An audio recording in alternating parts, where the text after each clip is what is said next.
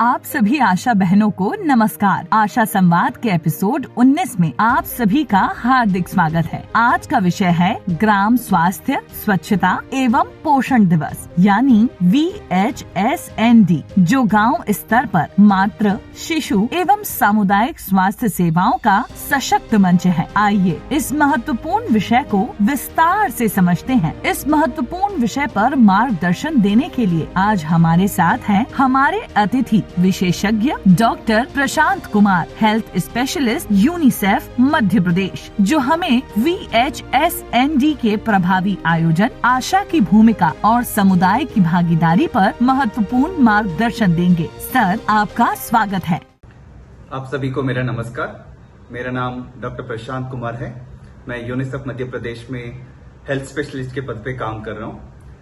आप सभी आशाओं को यूनिसेफ की तरफ से बधाई हो, जो आप माँ और शिशु के स्वास्थ्य के लिए आप कम्युनिटी में जो मेहनत कर रहे हैं। आप सभी जानते हैं कि ग्राम स्वास्थ्य, पोषण और स्वच्छता दिवस जो आपके गांव में मनाया जाता है, वो एक बहुत ही अच्छा मौका है जिसमें आप लोग गर्भवती महिला और बच्चों को मोबिलाइज करते हैं और उनकी ANC की जांच करवाते हैं और बच्चों की स्वस्थ जीवन के लिए आप लोग मेहनत कर रहे हैं। आप लोग आपकी कड़ी मेहनत से ये सुनिश्चित कर रहे हैं कि हर गर्भवती महिला का जल्द से जल्द पंजीकरण हो, कम से कम 4 ANC की जांच हो और संस्थागत प्रसव हो और प्रसव के बाद 1 घंटे के अंदर स्तनपान की सुविधा मिले और 6 महीने तक सिर्फ माँ का दूध मिले और 6 महीने के बाद पूरक आहार उनको मिलना चाहिए और पूर्ण टीकाकरण का भी आप लोग व्यवस्था करने की पूरी कोशिश कर रहे हैं। तो आप लोग ये जो मेहनत कर रहे हैं आपके गांव में हर माँ और बच्चों के स्वास्थ्य के लिए, यूनिसेफ इसकी बहुत प्रशंसा करती है और यूनिसेफ आपके साथ है हर बच्चे और माँ के लिए स्वस्थ और सुरक्षित जीवन देने के लिए। धन्यवाद। धन्यवाद सर, उपयोगी जानकारी प्रदान करने के लिए। साथियों, अब हम आपको एक थीमेटिक वीडियो दिखाने जा रहे हैं जिसमें हम देखेंगे VHSND के दौरान दी जाने वाली सेवाओं, समन्वय और जमीनी स्तर पर इसके महत्व को दर्शाया गया है।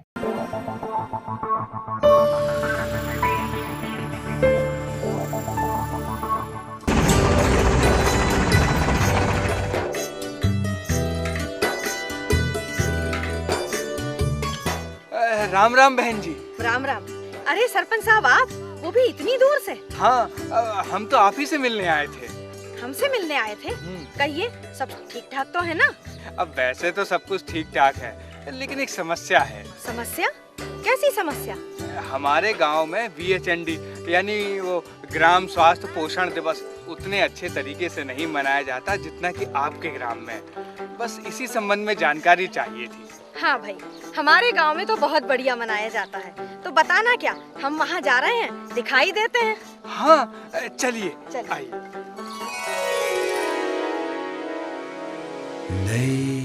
आज मंगलवार का दिन है और यहाँ तैयारियां शुरू हो गई हैं ग्राम स्वास्थ्य और पोषण दिवस की।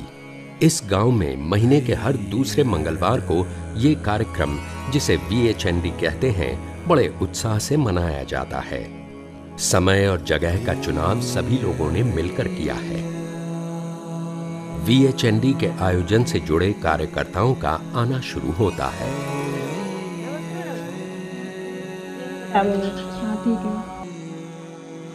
ANM, आंगनबाड़ी कार्यकर्ता, पुरुष स्वास्थ्य कार्यकर्ता, आशा कार्यकर्ता, आंगनबाड़ी सहायिका और गांव वाले सभी इस कार्यक्रम में हिस्सा लेते हैं।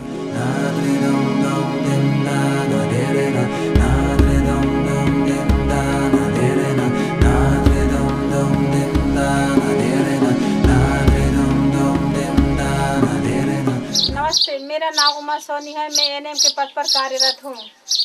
मेरा काम है गर्भवती महिला और बच्चों का टीकाकरण कार्य करना है एवं ग्राम स्वास्थ्य एवं पोषण आहार दिवस मनाते हैं। उसमें आंगनबाड़ी कार्यकर्ता, सहायिका, आशा कार्यकर्ता, पुरुष स्वास्थ्य कार्यकर्ता और हमारे सुपरवाइजर सभी के सहयोग से इस कार्य का संचालन होता है।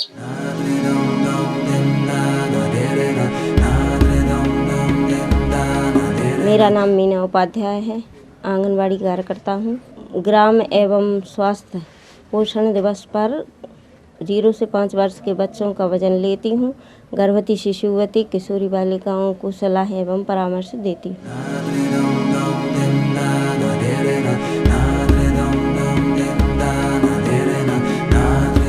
मेरा नाम मीनाल पटेल है। मैं बहुउद्देशीय स्वास्थ्य कार्यकर्ता के पद पर नियुक्त हूँ। ग्राम स्वास्थ्य एवं पोषण दिवस का मैं आयोजन करता हूँ एवं बच्चों का टीकाकरण कराने में सहयोग करता हूँ, दवा वितरण का कार्य करता हूँ।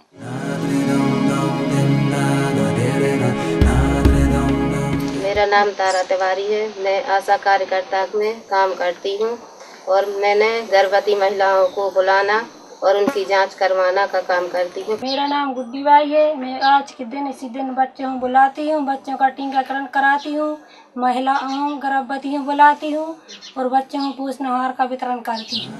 अब तैयारियां पूरी हो गई हैं और सब तैयार हैं एक ही जगह कई सेवाएं देने को।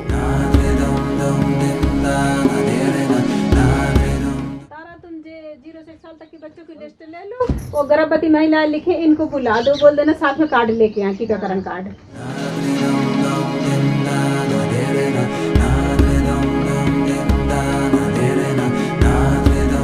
काकी भैया टीका लगाओ, लो चलो कार्ड ले ली।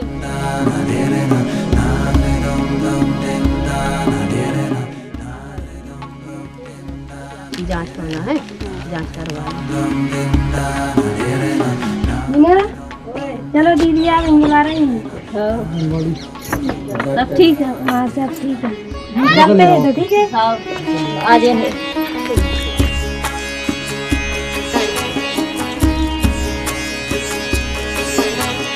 सबसे पहले पंजीयन काउंटर पर विभिन्न सेवाएं लेने वाले हितग्राहियों के नाम दर्ज किए जाते हैं।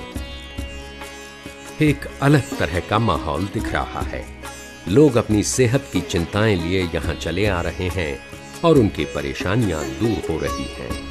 नाम है मीना गिरवर राठौर। कितने बच्चे हैं आपके अभी छोटे? एक बच्ची। सबसे अच्छी बात यह है कि ये एक ऐसा काम है जिसमें सब हिस्सेदार हैं। गांव के लोग और स्वास्थ्य कार्यकर्ता सब मिलकर कर रहे हैं काम। लोगों का पंजीयन हो रहा है और वे अपनी अपनी नियत जगह पर पहुंच रहे हैं। जी नमस्ते। नमस्ते नमस्ते। ये है साहू जी, बड़े जागरूक व्यक्ति हैं। हमारे गांव के हर काम में बड़ा सहयोग करते हैं। और साहू जी, ये हमारे पड़ोसी जिले के खजूरी गांव के सरपंच जी हैं। अच्छा। इन्होंने सुना कि अपने गांव में ग्राम स्वास्थ्य एवं पोषण दिवस बहुत अच्छे तरीके से मनाया जाता है, तो इसीलिए वो देखने के लिए आए। आइए। आंगनबाड़ी कार्यकर्ता बच्चों का वजन लेती हैं और विटामिन ए की खुराक पिलाती हैं। उन्हें आवश्यक टीके लगाए जाते हैं।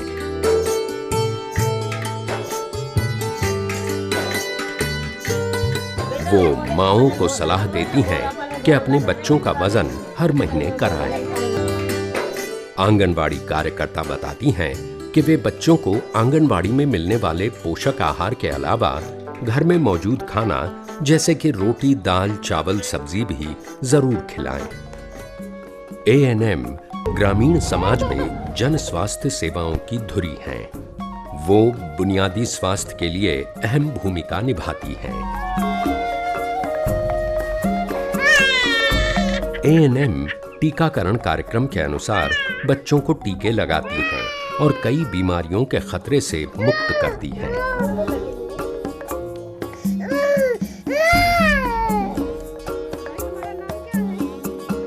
हमारे आदमी का नाम गिरवर राठौर। उम्र कितनी है तुम्हारी? एएनएम की मदद के लिए आशा कार्यकर्ता होती हैं। जरूरत पड़ने पर वो इन महिलाओं के कार्ड बनाती हैं।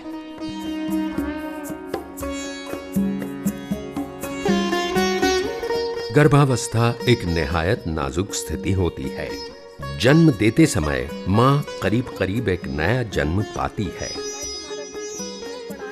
फिर डॉक्टर के पास जाना पड़ेगा जांच के लिए। कार्यकर्ता लगातार गर्भवती महिलाओं को सेहत से जुड़ी सलाह देती हैं। VHND कार्यक्रम में गर्भवती महिलाएं होती हैं तो नई बनी हुई माएं भी होती हैं, जिनकी यहाँ प्रसव के बाद जांच की जाती है। माओं को नवजात शिशु की बेहतर देखभाल के बारे में जानकारी और सलाह दी जाती है। कार्यकर्ता महिलाओं को स्तनपान की खास जानकारियां देती हैं। VHND के कार्यक्रम में महिलाओं, बच्चों के अलावा आम बीमारियों से परेशान लोग भी आते हैं। छोटी मोटी बीमारियों के लिए सलाह, गोलियां आदि तो मिलती ही हैं। यहाँ मलेरिया की जांच भी फौरन हो जाती है। आयरन, फॉलिक एसिड, मतलब इसके साथ ही किशोरी बालिकाओं के स्वास्थ्य पर खास ध्यान दिया जाता है। एकीकृत बाल विकास योजना की कार्यकर्ता किशोरियों को उनकी सेहत के संबंध में जानकारी देती हैं। एक और मंगलवार धीरे धीरे अपनी समाप्ति की ओर बढ़ रहा है। VHND के ये कार्यक्रम जन स्वास्थ्य के क्षेत्र में बड़े बदलाव लाने में मददगार होंगे। ढलती शाम के धुंधलके में सबके मन में संतोष है अपना काम ईमानदारी से करने का। देख लिया आपने VHND के काम कैसे करते हैं? हाँ बहन जी, देख लिया, समझ लिया और लिख भी लिया है। अब हमारे गांव में इसी तरह हर काम हुआ करेगा। अब मैं अपने गांव में ग्राम स्वास्थ्य पोषण दिवस को इसी तरह आयोजित करूंगा।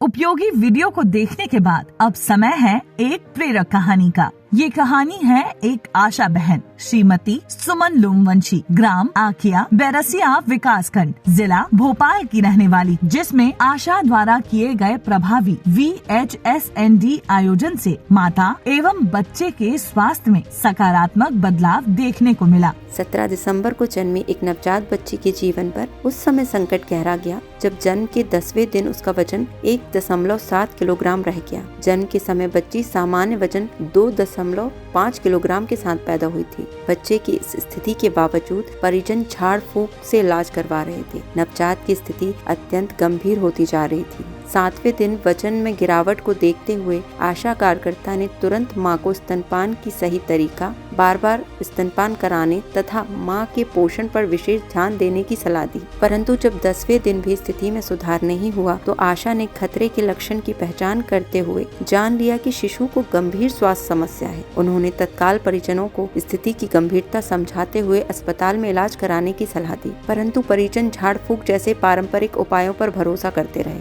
आशा के बार बार समझाने और समय पर इलाज की आवश्यकता बताने के बावजूद परिजन अस्पताल न जाकर झाड़ फूंक कराते रहे। आशा ने आशा पर्यवेक्षक को पूरे मामले की जानकारी दी।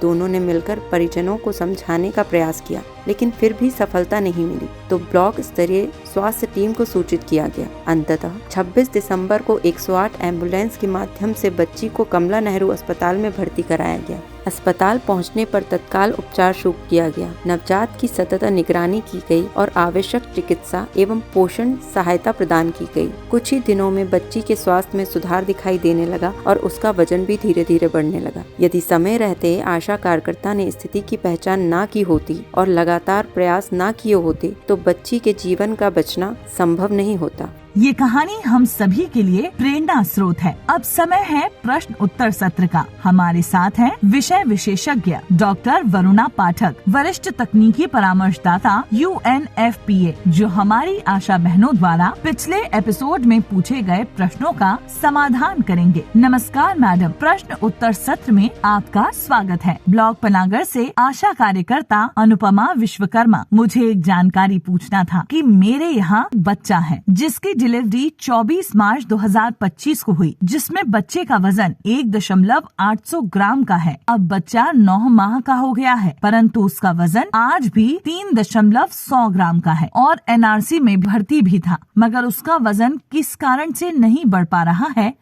अनुपमा जी, सबसे पहले आपका प्रश्न लेती हूँ कि आपने ये इस बच्चे के बारे में बताया है जो अपने जन्म के समय पर 1.8 किलो के थे और आज 9 मंथ्स के हो जाने के बाद भी इनका वेट जो है वो 3.1 kg आपने बताया है। तो देखिए, मोटा माटा ये होता है कि डिलीवरी के बाद बच्चा फर्स्ट 3 मंथ्स में, पहले 3 महीने में अपना जो बर्थ वेट होता है उसको डबल कर लेता है। तो कायदे में हमारा बच्चा जो 1.8 किलो का हुआ था, इसे 3 महीने के बाद ही 3.6 किलो का हो जाना चाहिए था। तो आपका कंसर्न बिल्कुल सही है कि अभी तक भी बच्चा अगर 3.1 किलो का है तो इसमें कुछ ना कुछ सीरियस प्रॉब्लम है, और इसको मुझे लगता है आपको हायर सेंटर रेफर करना चाहिए, जहां पर सीनियर पीडियाट्रिशियंस इस बच्चे को एग्जामिन करें और ये पता लगाएं कि क्यों इस बच्चे का वेट जो है वो इंक्रीज नहीं कर रहा है। ये आपके लेवल पर मैनेज होने वाला केस नहीं है, इसे आप रेफर करवा दीजिए। अगला प्रश्न, एक गर्भवती महिला को 2 माह 17 दिन में अबॉर्शन करना पड़ा और ब्लड भी कम 7 ग्राम से कम हुआ था, ऐसा क्या कारण हो सकता है? आपका दूसरा सवाल है कि 2 माह 17 दिन में अबॉर्शन करना पड़ा। वो मेरा समझना है कि कुछ बेबी में प्रॉब्लम आई होगी इसलिए उनका अबॉर्शन करना पड़ा, और अबॉर्शन की वजह से भी जो ब्लड लॉस होता है उससे भी किसी का हीमोग्लोबिन 7 ग्राम जा सकता है। और ये भी सच है कि अगर किसी का न्यूट्रिशनल स्टेटस इतना खराब है कि उनका हीमोग्लोबिन 7 तक जा रहा है तो ये खुद भी कभी कभी अबॉर्शन का कारण बन सकता है, या ये पॉसिबल है कि इनको कोई भी ऐसे इनकी बॉडी में कोई डिजीज है जिसकी वजह से इनका खून भी नहीं बढ़ता, इनकी सेहत भी बेहतर नहीं होती, और वही जो प्रॉब्लम है वो इनके बेबी को भी जो इनके पेट में था उसको उसने ग्रो करने नहीं दिया और वो बेबी खराब हो गए, जिसकी वजह से इनको अबॉर्शन करवाना पड़ा। इनको ऑफ कोर्स इनका एनीमिया का ट्रीटमेंट होना चाहिए और इनको किसी हायर सेंटर पर भेज करके इनका पूरा वर्कअप होना चाहिए कि इनकी तबीयत में ऐसी क्या प्रॉब्लम है जिसकी वजह से ये एनीमिया और अबॉर्शन दोनों की वजह से सफर कर रही हैं। अगला प्रश्न, आज का एपिसोड बहुत अच्छा लगा, बहुत ही ज्ञानवर्धक था। हमारा एक प्रश्न है कि ये 9 महीने पूरे नहीं हो पाए, 7 महीने, 6 महीने या फिर 8 महीने में डिलीवरी जल्दी क्यों हो जाती है? क्या कारण है? ऐसा हम क्या बताएं गर्भवती महिलाओं को जिससे कि उनकी डिलीवरी समय से पहले न हो? मैं संगीता चौरसिया, बटियागढ़ ब्लॉक, ग्राम केर बना से आशा सुपरवाइजर। बहुत अच्छा सवाल पूछा आपने कि समय से पहले 9 महीने से पहले क्यों किसी की डिलीवरी हो जाती है। देखिए, इसके बहुत सारे कारण होते हैं। कई बार तो कारण सिर्फ ये होता है कि किसी को बुखार आ गया या उनको कोई यूरिन में इन्फेक्शन हुआ जिसकी वजह से हाई ग्रेड फीवर में भी अबॉर्शंस हो जाते हैं। तो आप अपनी तरफ से क्या कर सकते हैं जिससे कि किसी को समय से पहले अबॉर्शन डिलीवरी ना हो? ये है कि आप उनको ये बोले कि वो बेसिकली अपने स्वास्थ्य का ध्यान रखें कि किसी भी प्रकार के वायरल इन्फेक्शंस जैसे चलते हैं या डायरिया हो जाता है लोगों को, मतलब अगर किसी की तबीयत खराब हो जाए अदरवाइज, तो हमेशा ये रिस्क होता है कि उनकी डिलीवरी समय से पहले हो सकती है। या फिर कभी कभी ऐसे कारण होते हैं कि किसी की बच्चेदानी का मुंह वीक होता है, जिसको हम इनकम्पिटेंट ऑस बोलते हैं। तो ऐसे कंडीशंस में यूजुअली आपको उनकी हिस्ट्री में पता रहेगा कि उनको बार बार उनके बच्चे कम समय के हो जाते हैं। तो ये वो वाले पेशेंट्स होते हैं जिनको कि मान के चलिए कि 3रे महीने में या 2.5 महीने के करीब हमको हायर सेंटर भेज देना चाहिए। तो जो वो एक टाँके लगने वाला प्रोसीजर होता है वो हो जाता है। नहीं तो ज़्यादातर अगर कोई नॉर्मल व्यक्ति है तो उसको कोई ना कोई मेडिकल कॉम्प्लिकेशन पैदा होता है जिसकी वजह से उनकी डिलीवरी 9 महीने से पहले हो जाती है। तो जब आप उनको रेगुलर एंटीनेटल चेकअप करते हैं तो आप ये अलर्ट रहिए कि क्या कॉम्प्लिकेशन पैदा हो रहा है जिससे कि उनकी कभी डिलीवरी या तो जल्दी हो सकती है, या अगर बीपी बढ़ जाए या कुछ ऐसा हो जाए तो कभी कभी डिलीवरी पेशेंट की जान को या बेबी की जान को बचाने के लिए हमें पहले करनी भी पड़ सकती है। अगला प्रश्न, मीना अहिरवार, आशा कार्यकर्ता, ग्राम भदौरा, जिला छतरपुर, मध्य प्रदेश। मेरे गांव में एक गर्भवती महिला है जिसका 3 महीने में पंजीयन करवाया, 6ठे महीने में उसको ब्लीडिंग आने लगी। क्या कारण है? सोनोग्राफी करवाई, 9 महीने तक सरकारी अस्पताल में हर महीने जांच करवाते फिरे, फिर भी जांच में ब्लीडिंग आ जाती है। क्या कारण है? आखिरी सवाल में आपने पूछा कि पेशेंट को 3 महीने से ब्लीडिंग हो रही थी। तो देखिए, 3 महीने के आसपास अगर पेशेंट को थोड़ी बहुत ब्लीडिंग होती है जिसको हम थ्रेटेंड अबॉर्शन बोलते हैं, तो ये बहुत ज़्यादा घबराने वाली बात नहीं होती है। ज़्यादातर पेशेंट्स थ्रेटेंड अबॉर्शन के बाद अपनी प्रेगनेंसी को आगे कंटिन्यू कर जाते हैं और कोई कॉम्प्लिकेशन नहीं होता है। लेकिन कभी कभी ऐसी कोई कंडीशन हो सकती है कि पेशेंट को, जैसे आपने कहा कि पूरे 9 महीने उन्हें थोड़ी थोड़ी ब्लीडिंग होती रही, ये भी पॉसिबल है। ज़्यादातर ये सिचुएशन हमें प्लासेंटा प्रीविया में देखने को मिलती है। लेकिन आपने ये कहा कि उनकी लगातार सोनोग्राफीज भी होती रही और उसमें कुछ नहीं आया, तो ऐसे केसेस फिर ऐसे होते हैं कि या तो उनके हो सकता है कि बच्चेदानी के मुंह पर कोई छाला था जिसको हम सर्वाइकल इरोजन बोलते हैं, जो 9 मंथ्स तक ब्लीड कर सकता है, बावजूद इसके बेबी अच्छे से पेट में पलते रहेंगे और नॉर्मल डिलीवरी उनकी एंड में हो जाएगी। या एक पर स्पेक्यूलम एग्जामिनेशन करके हम कभी ये देख सकते हैं कि हो सकता है कि कोई पॉलिप, कोई बोले तो स्किन टैग मतलब म्यूकस पॉलिप जैसा कोई सर्विक्स से निकल रहा है, या कभी कोई वेन्स वेजाइना में एनगॉर्ज्ड हो जाती हैं जिनको वैरिकोस वेन्स बोलते हैं, या इवन ये भी हो जाता है कि कभी कभी पेशेंट्स को मल के साथ खून जा रहा होता है बवासीर होने के कारण, और वो कंफ्यूज हो रहे होते हैं कि हमको बच्चेदानी के रास्ते से खून जा रहा है। कहने का तात्पर्य ये है कि अगर पेशेंट 9 महीने तक थोड़ी थोड़ी ब्लीडिंग कंप्लेन करते हैं तो उनका एक थॉरो चेकअप होना चाहिए, लोकल एग्जामिनेशन भी करना चाहिए कि ये ब्लीडिंग एग्जैक्टली कहाँ से आ रही है। लगातार हमें बेबी की हेल्थ को मॉनिटर करते रहना है। अगर बेबी अच्छे से ग्रो कर रहे हैं तो हमें ज़्यादातर इनकी काउंसलिंग करनी होती है कि ये समय के साथ ये चीज़ ठीक हो जाएगी और आप और आपके बेबी ठीक रहेंगे। धन्यवाद मैडम। तो इसी के साथ आज हम आशा संवाद के एपिसोड 19 को यहाँ समाप्त करते हैं। आगामी एपिसोड में हम एक और महत्वपूर्ण विषय के साथ फिर मिलेंगे। तब तक के लिए स्वस्थ रहें, सुरक्षित रहें और अपने कार्य से समाज को सशक्त बनाते रहें। धन्यवाद। कृपया YouTube चैनल को सब्सक्राइब करें, जिससे संवाद की प्रक्रिया से सरलता से जुड़े रह सकें और अपनी जिज्ञासाओं को कमेंट बॉक्स में लिखेंगी। आपसे विदा लेते हैं अगले हफ्ते के लिए।